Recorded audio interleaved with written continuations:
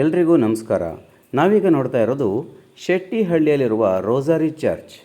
ಇದನ್ನು ಮುಳುಗುವ ಚರ್ಚ್ ಅಥವಾ ತೇಲುವ ಚರ್ಚ್ ಎಂಬುದಾಗಿ ಕೂಡ ಕರೀತಾರೆ. ಏಕೆಂದರೆ ಇದು ಮಳೆಗಾಲದ ಸಂದರ್ಭದಲ್ಲಿ ನೀರಿನಲ್ಲಿ ಅರ್ಧಕ್ಕಿಂತ ಹೆಚ್ಚಿನ ಭಾಗ ಮುಳುಗಿರುತ್ತದೆ. ಆವಾಗ ನೀರಿನಲ್ಲಿ ಮುಳುಗಿರುವ ಚರ್ಚ್ ಎಂದು ಕರೆಯಲಾಗುತ್ತದೆ.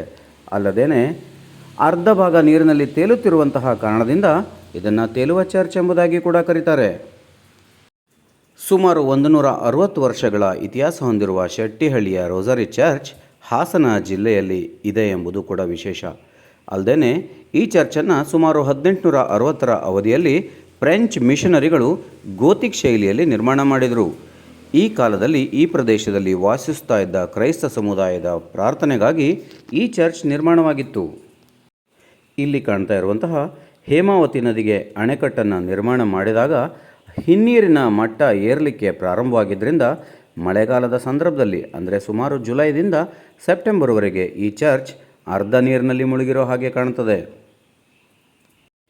ಎತ್ತರದ ಕಮಾನುಗಳು, ಕಲ್ಲಿನ ಗೋಡೆಗಳು ಮತ್ತು ಸುಂದರ ವಿನ್ಯಾಸ ಈ ಚರ್ಚಿನ ಪ್ರಮುಖ ಆಕರ್ಷಣೆ. ಆದರೆ ಚರ್ಚಿನ ಭಾಗಗಳು ನೀರು ಇಳಿದಾಗ ಶಿಥಿಲಾವಸ್ಥೆಯಲ್ಲಿ ಇರೋದನ್ನು ನಾವು ಕಾಣುತ್ತೇವೆ. ಇಲ್ಲಿ ನಾವು ನೋಡಿದಾಗ ಫ್ರೆಂಚರ ಗೋತಿಕ್ ಶೈಲಿಯ ಕಮಾನುಗಳನ್ನು ನೋಡಲು ಸಾಧ್ಯವಿದೆ.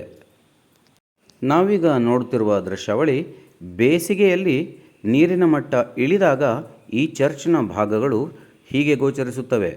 ನೀರಿನಿಂದ ಆವರಿಸಿರುವಂತಹ ಕಾರಣದಿಂದ 160 ವರ್ಷಗಳ ಹಿಂದೆ ನಿರ್ಮಾಣವಾಗಿರುವಂತಹ ಕಾರಣದಿಂದ ಇದು ಬಹಳಷ್ಟು ಶಿಥಿಲಾವಸ್ಥೆಗೆ ತಲುಪಿದೆ ಎನ್ನಬಹುದು. ಪ್ರತಿಯೊಂದು ಭಾಗದಲ್ಲಿ ಕೂಡ ನಾವು ಕಮಾನುಗಳನ್ನು ಚರ್ಚಿನಲ್ಲಿ ಗಮನಿಸಬಹುದು.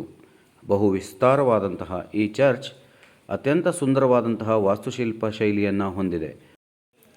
ಅತ್ಯಂತ ಉತ್ಕೃಷ್ಟ ಮಟ್ಟದ ಇಟ್ಟಿಗೆಗಳು ಹಾಗೂ ಸುಣ್ಣದ ಗಾರೆಗಳಿಂದ ಇದನ್ನು ತಯಾರಿಸಲಾಗಿದೆ. ಹಾಸನ ಜಿಲ್ಲಾ ಕೇಂದ್ರದಿಂದ 22 ಕಿಲೋಮೀಟರ್ ದೂರದಲ್ಲಿರುವ ಈ ಚರ್ಚನ್ನು ನೋಡಲು ವರ್ಷಕ್ಕೆ 2 ಬಾರಿ ಆಗಮಿಸಿದಾಗ 2 ವಿಭಿನ್ನ ಮಾದರಿಗಳು ಗೋಚರಿಸುತ್ತವೆ. ಅರ್ಧ ಮುಳುಗಿರುವ ಚರ್ಚ್ ಮತ್ತು ಪೂರ್ತಿ ತೆರವಾದ ಚರ್ಚನ್ನು ಸೊಗಸಾಗಿ ನಾವು ನೋಡಬಹುದು. ಐತಿಹಾಸಿಕವಾದ ಈ ಚರ್ಚನ್ನು ನೋಡಲು ಬಹಳಷ್ಟು ಜನ ಇಲ್ಲಿಗೆ ಆಗಮಿಸುತ್ತಾರೆ. ಅಂತಹ ಅಪರೂಪದ ಪ್ರವಾಸಿ ತಾಣಗಳಲ್ಲೊಂದು ಶೆಟ್ಟಿಹಳ್ಳಿಯ ರೋಸರಿ ಚರ್ಚ್. ನೀವು ಒಮ್ಮೆ ಇಲ್ಲಿಗೆ ಭೇಟಿ ಕೊಡಿ. ಧನ್ಯವಾದಗಳು.